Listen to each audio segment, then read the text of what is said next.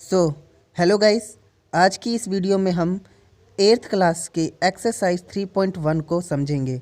आपको बताएंगे कि एक्चुअल में a simple curve, close curve, polygon, convex polygon और कनकेव पॉलीगन होते क्या हैं। बच्चों को अक्सर इसी में प्रॉब्लम होती है कि ये होते क्या हैं और इसमें अक्सर वो कंफ्यूज हो जाते हैं।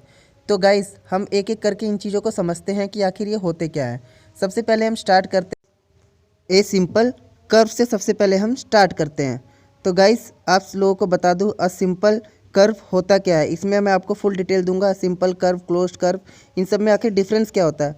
अ सिंपल कर्व क्या होता है? एक सिंपल कर्व वो होता है कोई भी ऐसी आकृति या आकार जिसमें क्या हो, कोई भी ऐसा आकार जिसमें जो चारों तरफ से घिरा हो। गाइस, कहने का मतलब यह है कि कोई भी सिंगल लाइन से बना हुआ है, या मतलब उसमें ज़्यादा दो लाइंस नहीं होनी चाहिए, वो एक दूसरे को इंटरसेक्ट नहीं कर रहे होने चाहिए। सिंपल एक ही लाइन को बनाया गया और कोई भी एक घिरा हुआ आकार बन जाए। उसमें हो सकता है सर्कल भी आ जाए आप लोगों का। देखो, कोई भी ऐसा आकार जो चाहे चारों तरफ से घिरा हुआ, हो सकता है वो लाइन से घिरा हुआ हो सकता है, ठीक है, हो सकता है वो एक सर्कल हो सकता है वो कर्व की तरीके से हो, फ़र्क नहीं पड़ता, लेकिन वो चारों तरफ से घिरा हुआ होना चाहिए। उसमें हमारा क्या गोलाकार भी आ जाता है, ठीक है। तो हम क्या करते हैं, कुछ एग्जांपल्स लेके देखते हैं कि क्या कौन कौन सी हो सकती हैं। बट शर्त यह है कि उसमें सिर्फ एक ही आकृति होनी चाहिए, दो आकृतियां नहीं होनी चाहिए उसमें, ठीक है। एक ही लाइन या आकृति वहाँ पे होनी चाहिए, ठीक है गाइस। तो हम क्या करते हैं, यहाँ पे एक एग्जाम्पल लेके देखते हैं, या एग्जाम्पल से समझते हैं कि आखिर इसमें कौन सी आकृतियाँ आ सकती हैं और कौन सी नहीं आ सकती हैं, ठीक है गाइस। तो आइए हम करते हैं।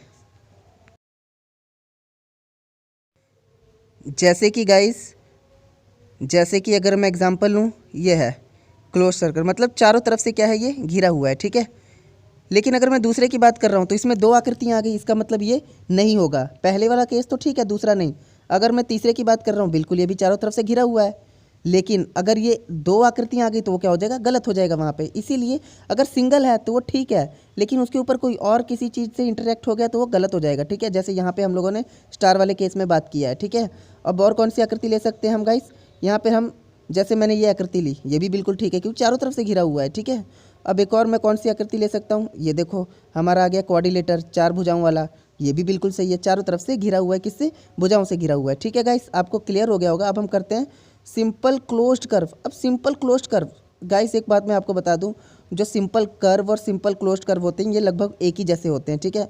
ये दोनों आपस में बहुत सिमिलर है, मतलब या आप ये कह सकते हो कि सिंपल कर्व और सिंपल क्लोज्ड कर्व एक ही होते हैं। इसीलिए मुझे आपको ये डिफाइन करने की ज़रूरत नहीं है, बिल्कुल वही चीज़ है जो ऊपर लिखा गया था, और सारे के सारे जो आकृतियाँ हैं वो बिल्कुल इसी से मैच करेंगी। तो इसमें ज़्यादा डिफाइन करने लायक कुछ है नहीं, फिर भी मैं लिख देता हूँ, एक सिंपल कर्व ही एक सिंपल क्लोज्ड कर्व होता है, ठीक है। इसमें भी क्या होता है, चारों तरफ से घिरा हुआ होना चाहिए, या तो वो गोलाकार हो सकता है या तो वो आकृतियों किसी भी आकार से, मतलब एक सिंगल लाइन से उसमें भी होना चाहिए, ठीक है।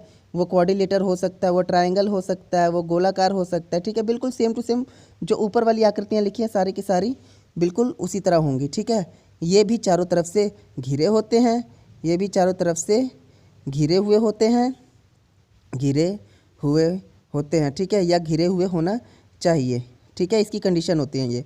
और जैसे कि हम लोगों ने ऊपर पढ़ा, बिल्कुल सेम टू सेम सारी की सारी आकृतियाँ बिल्कुल यही वाली होनी चाहिए जो ऊपर हम लोगों ने ली थी। तो गाइस, आई थिंक आपको ये क्लियर हो गया होगा कि जो ऊपर वाली सारी आकृतियाँ वो क्लोज्ड और सिंपल क्लोज्ड बिल्कुल सेम टू सेम होती हैं, ठीक है। कर्व, सिंपल कर्व और ये दोनों के दोनों आपस में एक ही जैसे होती हैं, मतलब चारों तरफ से घिरी होनी चाहिए। अब बात करते हैं हम पॉलीगन्स की। तो गाइज, आपको पॉलीगन से आपको कुछ रिलेशन समझ आ रहा होगा, पॉलीगन्स। तो गाइज मैं आपको बता दूं, पॉली साइंस में यूज़ होता है जिसका मतलब होता है ज़्यादा, पॉली प्लस गन्स, और गन्स का मतलब होता है भुजाएं। अगर मैं बात करूं पॉलीगन, तो पॉली मतलब ज़्यादा या चार से अधिक भुजाएं वाली, या तो चार भुजाएं या तो अधिक भुजाएं उससे, ठीक है। पॉली का मतलब होता है ज़्यादा, गन्स का मतलब होता है भुजाएं। चार या चार से अधिक ज़्यादा भुजाएं वाली क्या होती हैं, अपनी पॉलीगन्स होती हैं। अगर मैं ट्रायंगल की बात करूँ तो गाइज उसको पॉलीगन नहीं कहेंगे, उसको ट्रायंगल बोलेंगे, ठीक है। या अगर क्वाड्रिलेटर की बात करूँ तो क्वाड्रिलेटर हो सकता है, ठीक है गाइज। तो इसमें हम लोगों ने पॉलीगन्स जिसकी चार या चार से ज़्यादा भुजाएं वो क्या हो जाएंगी, पॉलीगन्स हो जाएंगी। गाइज इसमें क्या होता है, इसमें भुजाओं से कोई भी चीज़ घिरी होती है, घिरी इसमें भी होती है, लेकिन इसमें अपना गोलाकार चीज़ नहीं आ सकता क्योंकि उसमें अपना भुजाएं नहीं है। उसमें भुजाओं से ही घिरी होनी चाहिए कोई भी चीज़। आपको पता ही है भुजाएं क्या होती हैं, चारों तरफ से घिरी होनी चाहिए भुजाओं से ही। लेकिन उसमें कंडीशन ये है कि उसमें अपना गोलाकार या कोई भी कर्व चीज़ें नहीं आ सकती हैं। ठीक है गाइस, ये आपको समझ होनी चाहिए। बाकी मैं आपको एग्जांपल से पूरा क्लियर कर दूंगा।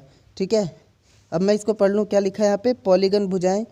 पॉलीगन क्या होती हैं, पॉली मतलब ज़्यादा, गन मतलब भुजाएं, मतलब कि ऐसी आकृतियाँ जो कि कम से कम 4 भुजाओं से घिरी हों, लेकिन इसमें गोलाकार चीज़ें नहीं आएंगी। जैसे कि अगर मैं गाइस एग्जांपल लेता हूँ तो देखिए, पहली बात करें कितनी भुजाएं हैं, 1 2 3 4, मतलब ये सही है। 1 2 3 4 5 भुजाएं बिल्कुल भुजाओं से ही घिरी। अगर मैं गोलाकार की बात करूँ, नहीं, ये बिल्कुल गलत हो जाएगा यहाँ पे। और अगर मैं गाइस बात करता हूँ, यहाँ पे मैं ले लेता हूँ 1 2 3 4 5 6 भुजाएं, बिल्कुल सही, ये भी ठीक है। क्या हो जाएगा, ये भी हेक्सागन हो जाएगा। 6 भुजाएं हैं, ठीक है। इसकी कितनी भुजाएं हैं, 5 भुजाएं हैं, पेंटागन हो गया। 4 भुजाएं एक ऑर्डिलेटर हो गया, ठीक है, 4 भुजाएं।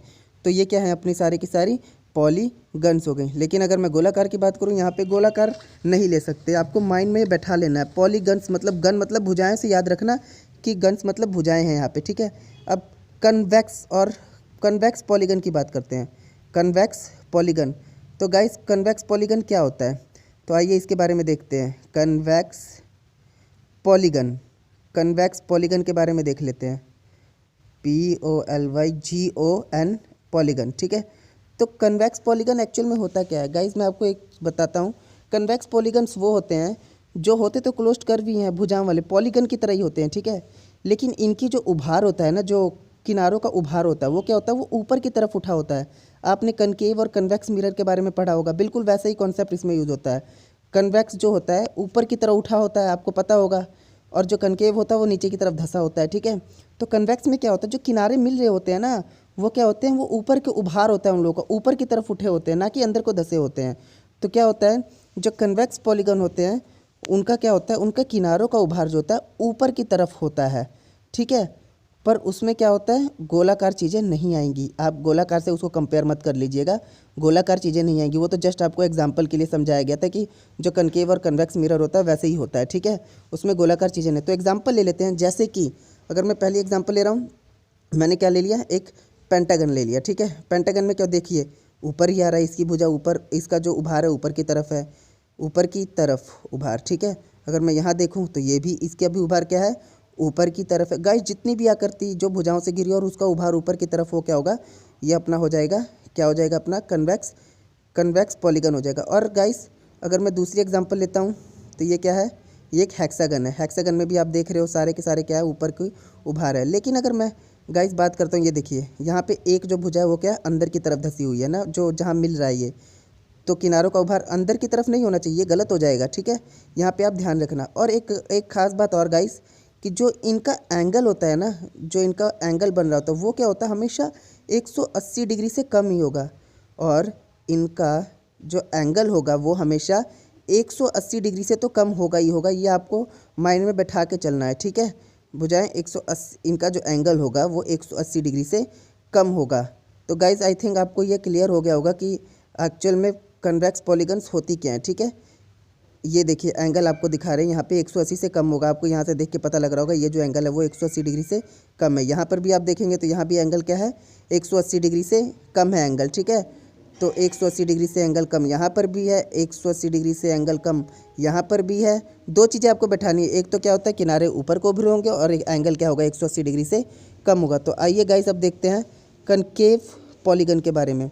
जैसा कि कनकेव मिरर होता है वैसे ही कनकेव पॉलीगन से आप याद रखते हैं, बस वहाँ पे गोलाकार चीज़ों को नहीं लेना हम लोगों ने, ठीक है। तो अब बात आते हैं कनकेव पॉलीगन की बात करते हैं। तो गाइस कनकेव पॉलीगन बिल्कुल उसका उल्टा कॉन्सेप्ट है।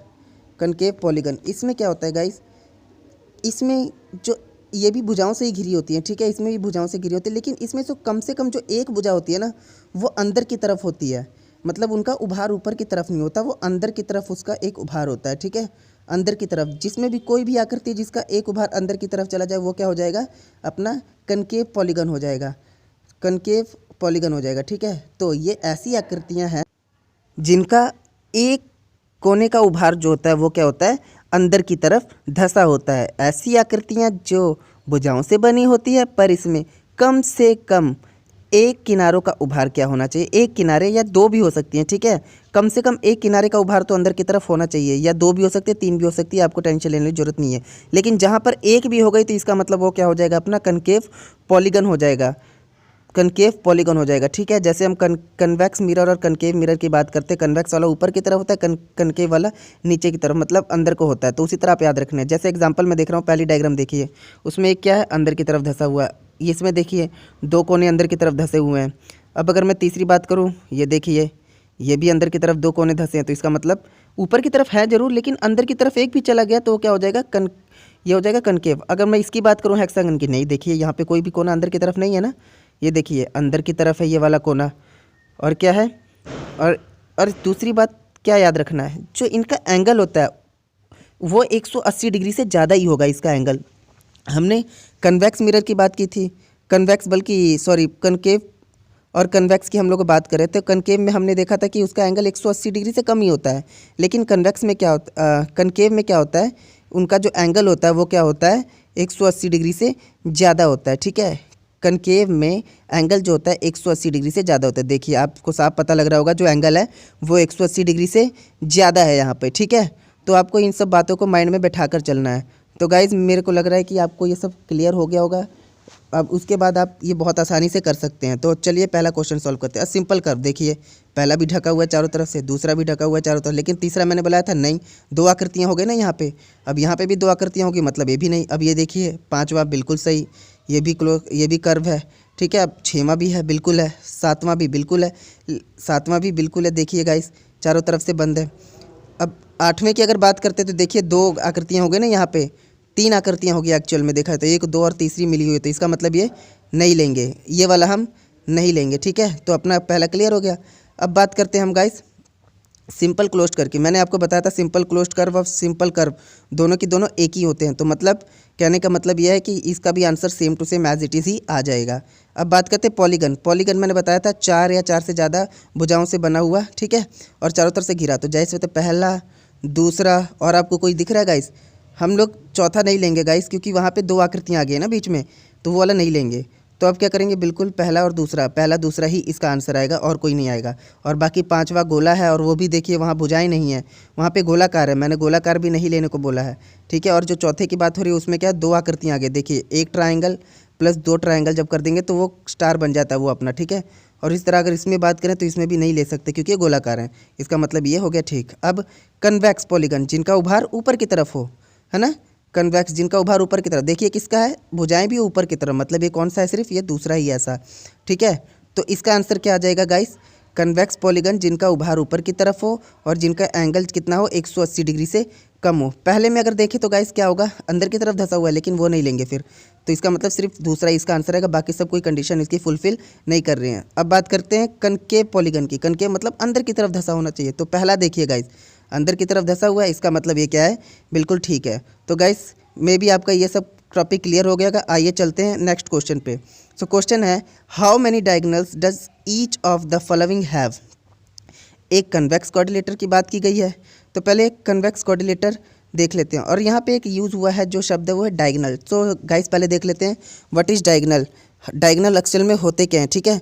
तो डायगोनल की हम लोग एक डायग्राम से समझ लेते हैं डायगोनल होते क्या हैं। तो गाइस कोई भी एक जैसे मान लीजिए चतुर्भुज है यहाँ पे, ठीक है, उनके जो कोने मिलाने से जो लकीर प्रोड्यूस होती है ना, कोने से कोना मिलाने पे वो क्या होता है, वो होती है डायगोनल। जैसे यहाँ से मैंने कोना मिलाया, एक डायगोनल बन गई, फिर मैं क्या करता हूँ वहाँ से एक कोना मिला देता हूँ, ये दो डायगोनल बन गई। लेकिन याद रखना आपको सिर्फ कोने से कोने मिलाना है, लेकिन अगर आप सोचोगे बीच में से कुछ मिलाते तो नहीं, ये गलत हो जाएगा, ये डायगोनल नहीं बनेगी, ठीक है।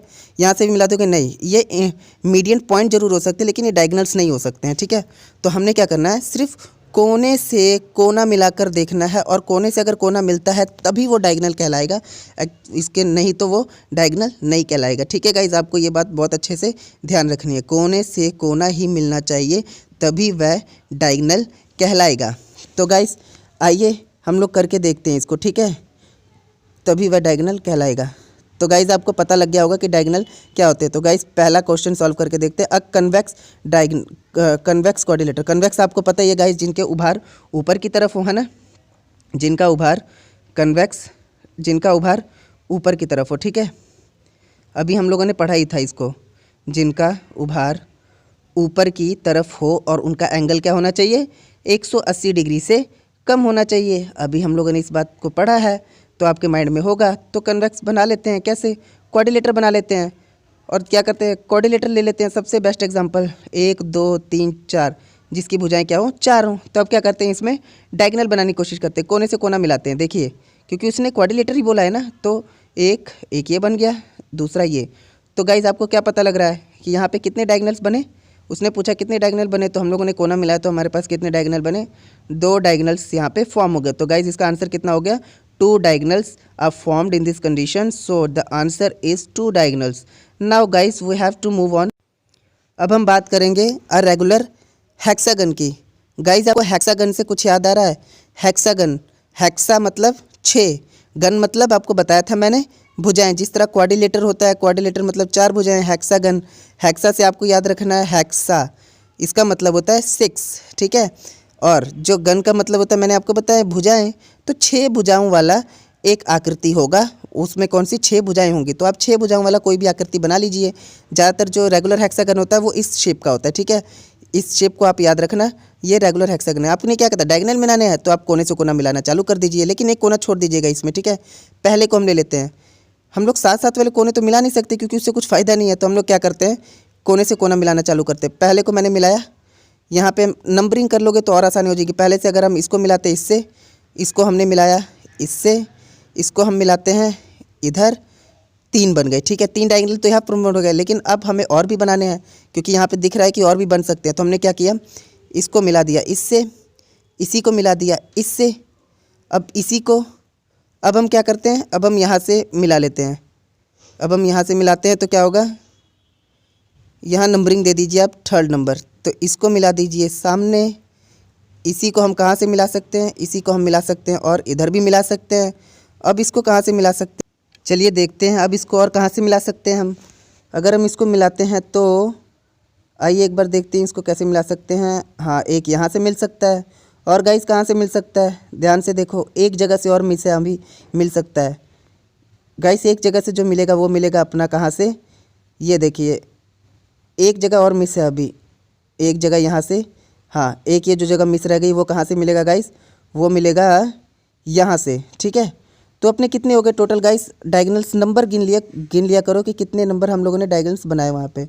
जब हमने काउंटिंग की तो हमारे 9 डायगोनल बने। कैसे बने हम लोग देख लेते हैं, दोबारा से आपको दिखा देते हैं। पहले क्या किया हमने गाइस, पहले इस वाले को मिलाया तीनों से, 2 3 डायगोनल यहाँ से बन गए, ठीक है। अब यहाँ से मिलाते हैं, 3 डायगोनल वहाँ से बने थे, 4 5 6 डायगोनल हो गए। अब क्या हुआ, ये हो गया 7, ये हो गया 8, ठीक है, 8 डायगोनल, और ये हो गया 9 डायगोनल। तो आपको पता लग गया कितने डायगोनल हो गए टोटल।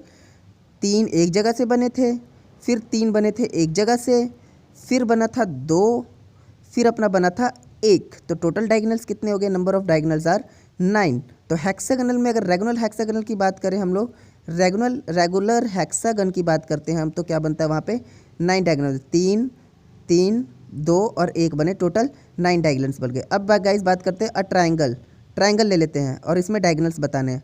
तो गाइस अगर ट्रायंगल की बात करते हैं, ठीक है, यहाँ पे 9 डायगोनल्स लिख लेते हैं, ठीक है। अब यहाँ पे ट्रायंगल की बात करते हैं गाइस, तो हम देखें कोना से कोना तो मिला ही नहीं सकते, क्यों, क्योंकि यहाँ पे तो ऐसा कुछ पॉसिबल ही नहीं। अगर बीच में खींचते हैं तो मीडियन बन जाएगा उसका हाफ, तो इसीलिए यहाँ पे कितने डायगोनल होंगे, 0। तो गाइस इसका आंसर 0 होगा। तो गाइस कैसी लगी वीडियो, प्लीज़ कमेंट शेयर और लाइक ज़रूर करें, और साथ में अगर किसी को और भी कोई डाउट हो तो वो प्लीज़ मुझे कॉन्टैक्ट ज़रूर करें। Thank you.